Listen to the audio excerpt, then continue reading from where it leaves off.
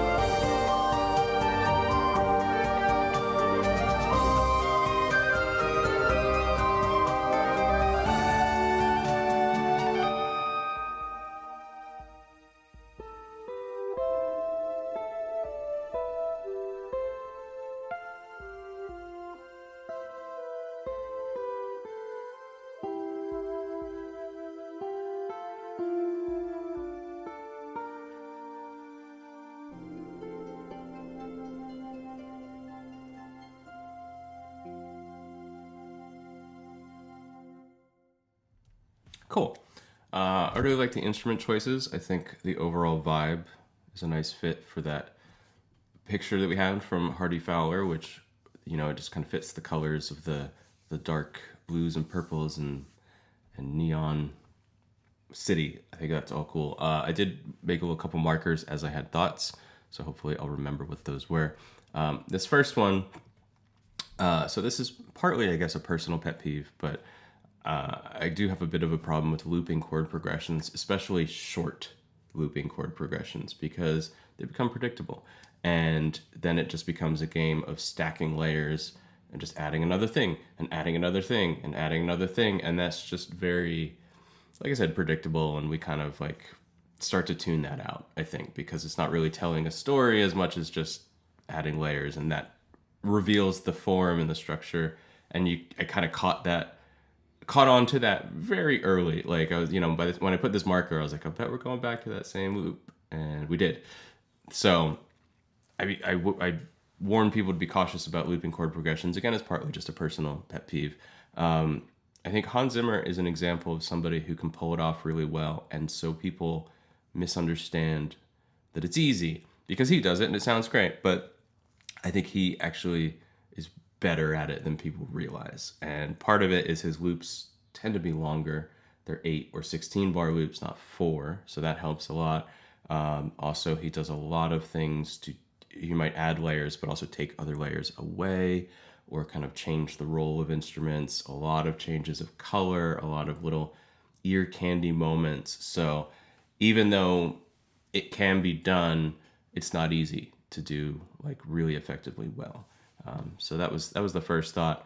I think both of these markers here were about the mix. Both times, I think it was the flute and the guitar, both times the new instrument came in, it was a lot louder than it needed to be, because just the fact that it's completely new timbre, a new sound catches my ear. And it's especially because we're in the loop, it's like, oh, okay, there's something new that's interesting. And so it doesn't need to be so in your face loud. I think that could come down in the mix. Let's hear that a little bit. I think you could tuck that guitar down quite a bit. I think around this marker, the feeling was that there was a cool texture, but I wasn't really quite following the tune or what the melody was. It was kind of like vaguely melodic without me really knowing exactly the song that is being sung by these lovers, I guess. And I think that was a bit of the comment for the last part, was that both the flute and guitar were kind of in counterpoint with each other, but basically competing for my attention. I think maybe the idea is one represented the man and one represented the woman or something, but they were both very busy, so I couldn't focus on one. And I think for a competition like this, crisp, clear, to the point is definitely important. And so with these kind of competing, equally valuable lines kind of competing, and I'm just like, I don't know which one to use the melody. So I'm not really quite following either. And again, it becomes more of a texture. It's a contrapuntal texture more than it is a line that I'm able to follow. And I think for these competitions, I can't predict the judges. I've learned by now that the judges surprise me. So, I can't say, oh, this would have won or not won. But for me personally, I find that the tracks that tend to be more straight to the point tend to do better. So there's a lot of these. So we're going to move through kind of quick. Next, we have A Lovely Night in Zenith.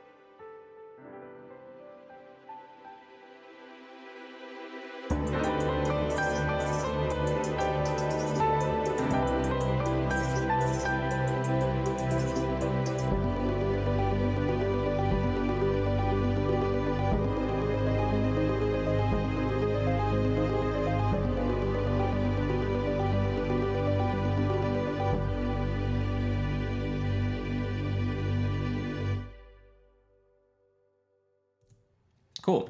Yeah, another one that has some really nice colors that fit this kind of cyberpunk aesthetic. So as you see, I jotted down some markers as we were going. The first thought, there's this kind of digital distortion feeling. I don't know if something was overcompressed or just something was kind of crunching in a way that I felt like it wasn't really intended to be crunching. So just check your outputs and make sure that the things you have, especially if you're like summing things onto a bus, that the cumulative sum is not too much and pushing too loud, because it felt like that. And I think maybe that second comment was the same thing.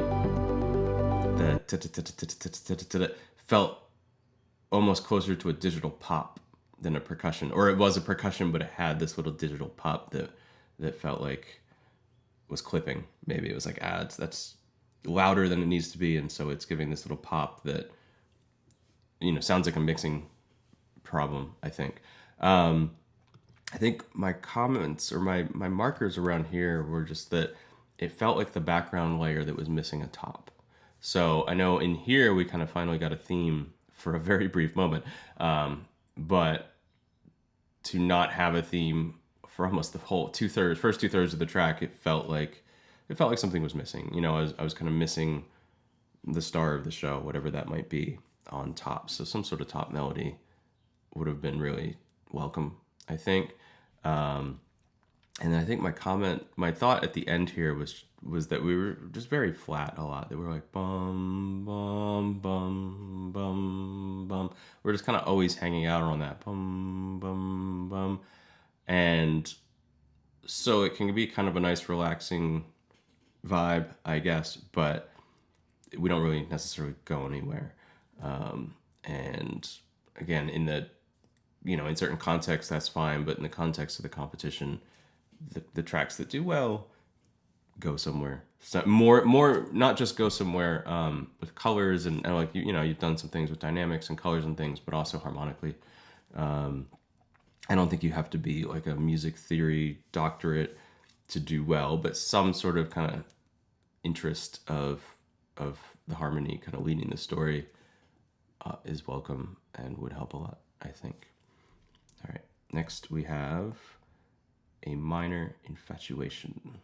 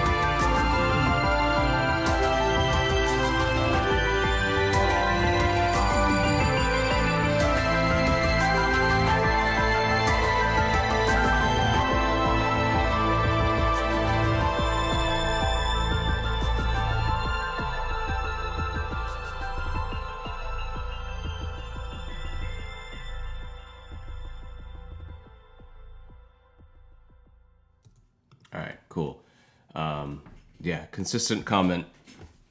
The first comment always has so far been pretty consistent that the instrument choices I think are really fitting. I think the piano is a nice choice because of its kind of coldness. Piano is a weird instrument. It can be bright and cold at the same time, and so I think that was a nice choice. Both of these markers actually are kind of saying the same thing. I think this would make a really nice, well, almost. I think the general comment is I think this would make a nice video game track. As I'm exploring the underground ancient ruins from an advanced society or whatever. And the reason for that is because it's very textural and more ambient in the way it comes across. I know the violin's doing stuff. I know that there's linear things happening, but the overall impression, and you can kind of see it in the waveform, is that it's a background texture, which is great for a video game where I'm trying to focus on the puzzle or whatever, and I want the music to create intrigue, and it does that really nicely. I think it does create this kind of like mystery and intrigue, which I guess also does not necessarily fit with the picture, which is I interpret as romance and love and a little more positively. So it may be a little dark on that end. I haven't really touched on that. The other previous track, I think that might be true as well, actually. So it may be a little dark for the image, but also it's a background texture. I say almost really great for a video game because I think it was a little too busy and a little too complex that it was getting kind of messy in the middle as far as just like there's like 45 things going on, which can create a nice texture, but at some point can be a little overwhelming, and it probably needs to be thinned out a little bit. So if the intention is a texture, it still shouldn't be confusing necessarily. Like I think there's a lot going on, so I would strip a few layers out. If I were to keep this as a texture, I would strip a few layers out for sure. It was just a bit too much going on, and then I think the fade at the end kind of gives it away. It kind of gives away the fact that it's like this is a cool texture, and we're gonna sustain it for 90 seconds. It wasn't really quite a proper ending because it wasn't really quite.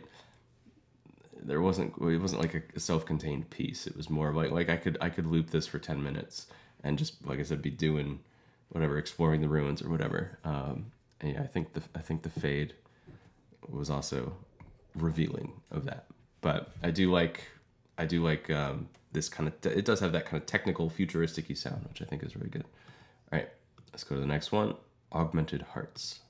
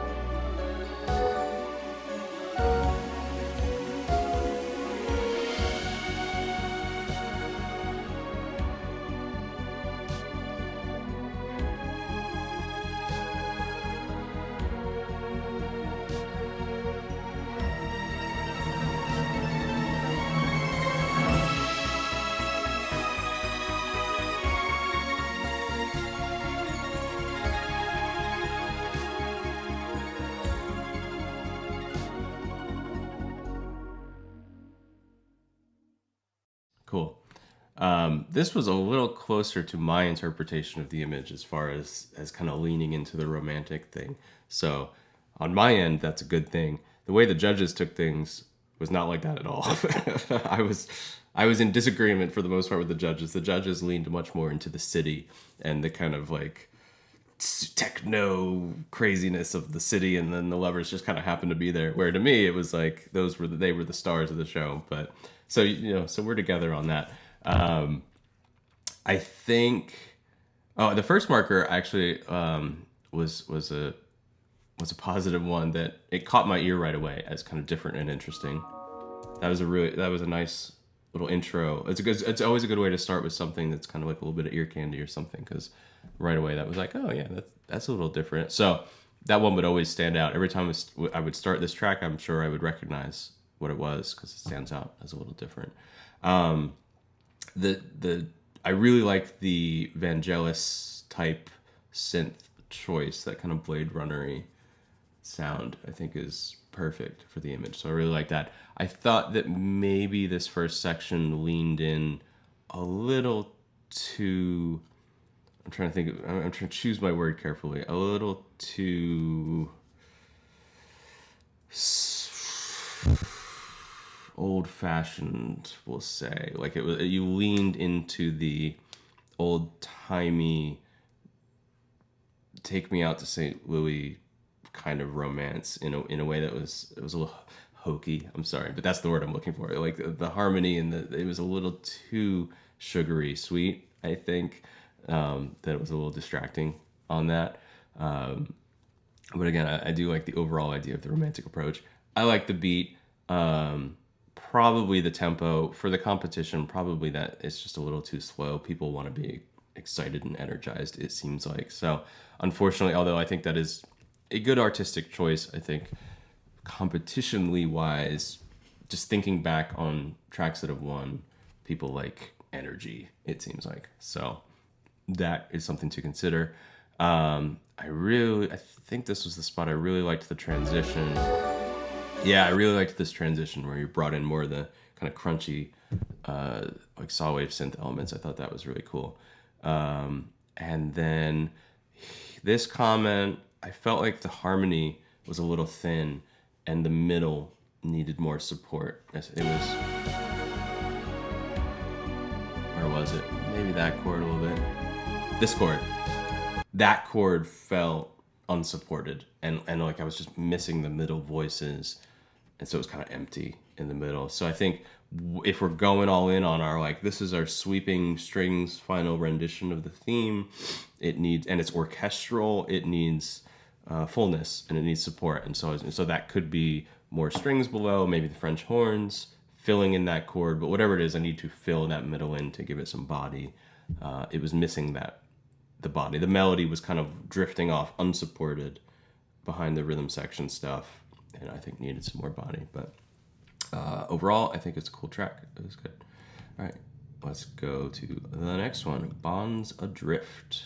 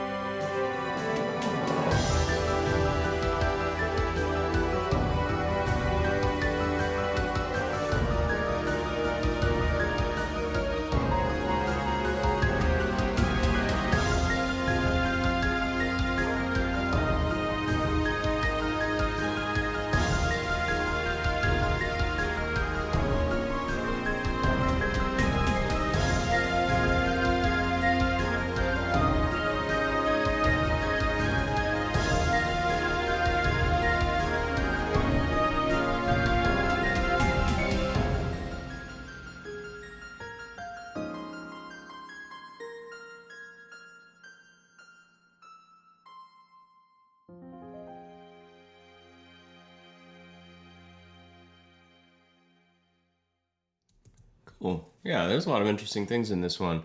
I think the broadest comment, the thing that's holding this track back a bit, is the production value and just that the instruments sound a little MIDI and not super polished, and like fully. The sounds are kind of holding it back. I noticed it right away with this bass string sound, cellos, whatever this is. That one. As soon as that started, just the attack of that felt like MIDI strings. So part of this is limited by the choice of samples, and then what you can do if your samples, I mean, you're using synths already. So if your instruments that are pretending to be real instruments are not terribly convincing, you should support them with other synths. To say like, yeah, I know that's not a real cello, but that's okay because it's doubled with a sine wave or square or whatever. Like, it, just mask it with another synth sound that we've already kind of accepted as part of the palette, and then it won't be quite so much like it's the uncanny valley thing where it's like, yeah, I can tell that's trying to be a real cello, and I can tell it's not. So just, you have to, if that's the best you've got, that's fine. Just lean into that and be like, yeah, I know this isn't real, but I'm not going to let it pretend to be real. We're going to use it in a way that doesn't pretend to be. The ostinato.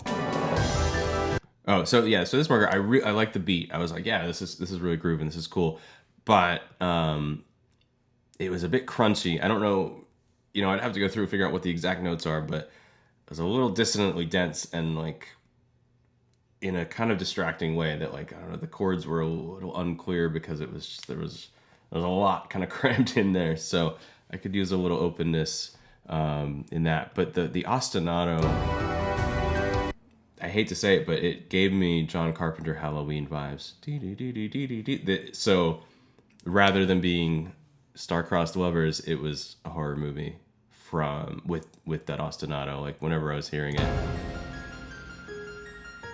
I'm expecting someone's gonna come out and stab me. So you have to be careful of. I doubt that was on purpose, and so you just.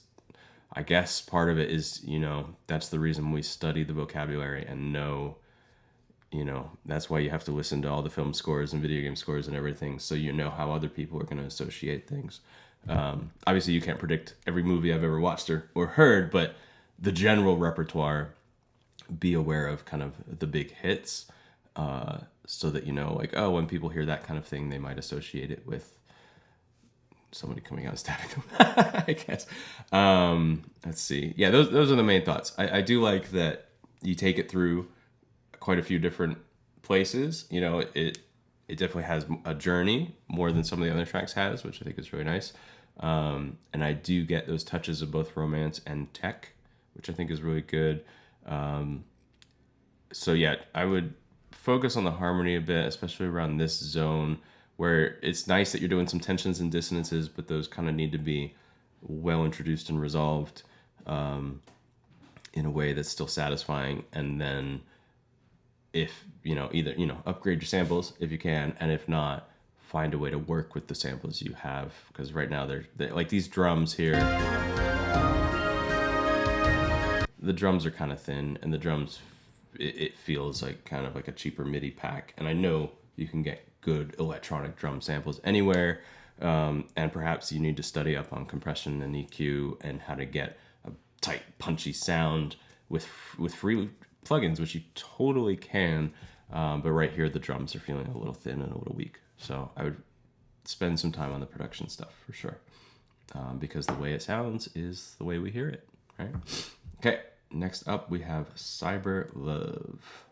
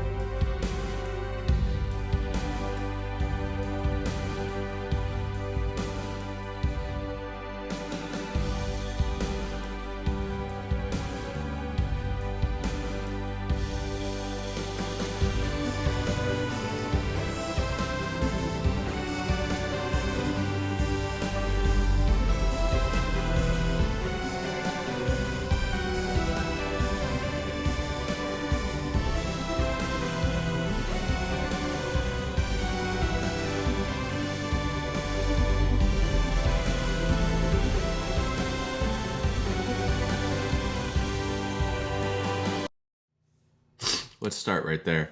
Um, check your file, before you upload it, because your ending got cut off. It just, that clearly can't be intentional. I don't think so. I know it's sometimes you finish your track and you bounce it and you're like, yeah, I'm finally done, and you're excited to upload it. Just give it one more pass, and make sure, when you're bouncing your file, that you give a little extra room. And I know the 90-second limit can be tough, so you have to probably make sure your last chord actually is here so that you have enough time to let it ring out. Like you can see some of these other tracks, like this one here, the track ended there, and we have a moment for the reverb to ring out or whatever. So check the ending. I did feel like especially this middle section here was very empty. Like it was missing the top line. It was just kind of a background without a lead. And it was kind of just like, yeah, like we have a groove and some chords, but nothing's really happening to keep my attention. And so even if it's not your main melody, this feels like you kind of want to set this beat up and prepare us that the tune is coming. But you still have to kind of keep us entertained, right? So some sort of melodic figures, something, I don't know, that is maybe not like the main tune, but is keeping our interest and keeping our ear, would definitely help. Also, this section I think could use some more motion and energy. It's a little flat. Like, other than the melody, everybody else is just kind of like chord. So I could definitely use a pulse of some kind. Where is it?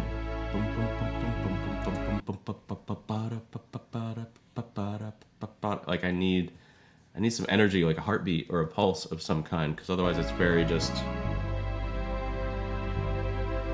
The tempo is. You may think the tempo is this, but the tempo you're presenting is. Right? Because I'm not feeling the pulse. So if you want me to feel whatever it is, I need to feel. I need to feel it, and it's missing there. So, I guess that is maybe an overall comment. Is like, yeah, there's some cool stuff here, but it's maybe half of what needs to be here. We need more. We need some more stuff, some energy and some pulse. And like this is kind of like a sketch. Now I need some more energy and pulse, and I need some more melodic lines that are keeping my interest, or just more parts that are kind of keeping my interest in the middle bit. Would be great. And then check your ending. Okay, let's see. 1, 2, 3, 4, 5, 6. All right. Well, will be the halfway point. And we'll take a quick break. But let's go with Cyberpunk Romance.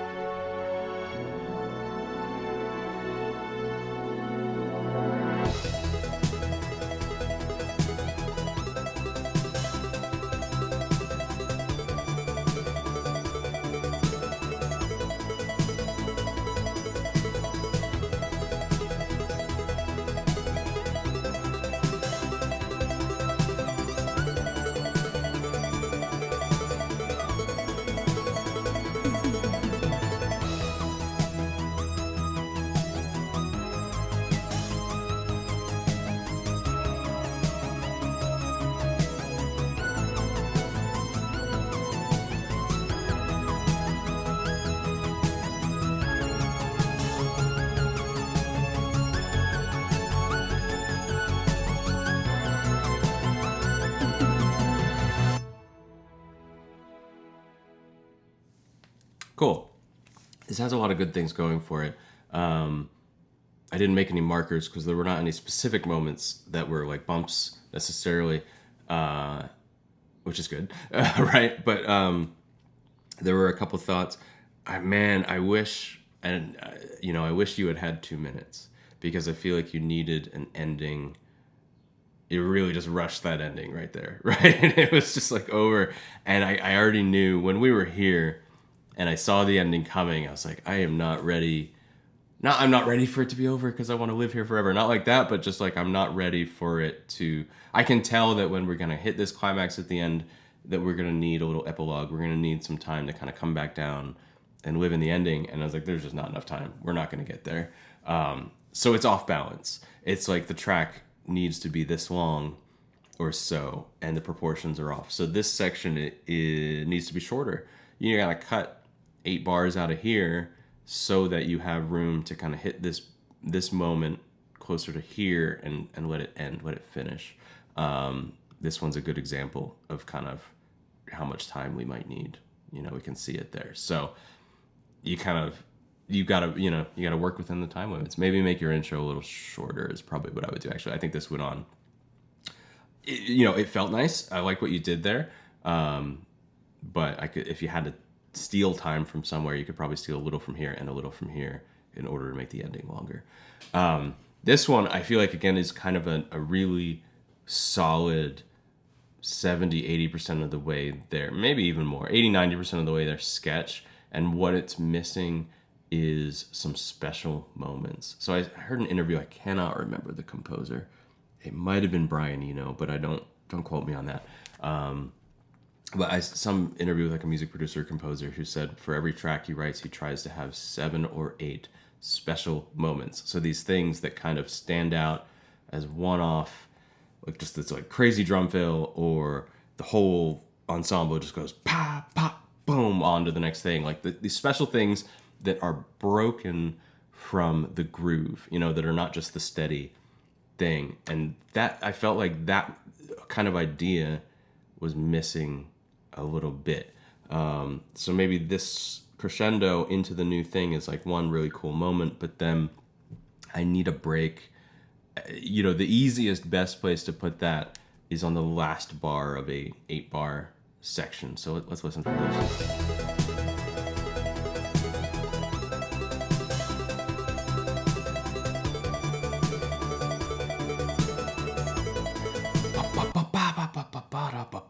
Something, I need something there. I need like more fills, more ear candy, I guess, and these more kind of special moments where all of a sudden everything goes, drops down, like you put a filter on, everything is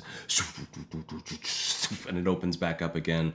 You need 7 or 8 of these special. So you go through, so you have this, it's like you're like, yeah, the track's there. Now you go through, I think I used to call this a sweetening layer or something, where it's like, okay, you've cooked the main meal and now you're going to make the sauce, and you're going to like kind of add the special flavor and the little kick. So that's what this needs, is it needs now a pass to go through and find where are these moments where I could kind of like do like a low pass filter and everything kind of crunches down and opens back up, or have this just like crazy stutter drum effect or whatever. 7 or 8 of those sprinkled across this, and it will just come to life, and it will be so exciting. And there will be these moments that they only happen once, which makes them special, and you're kind of like, whoa, what was that? And you need to hear the whole track again if you want to get there again. That would really bring this out a lot. Okay, cool. I'm going to, this has been long, so I'm going to stop here and take a little break, and I'll do part 2 for the next 7 tracks. Thanks for watching.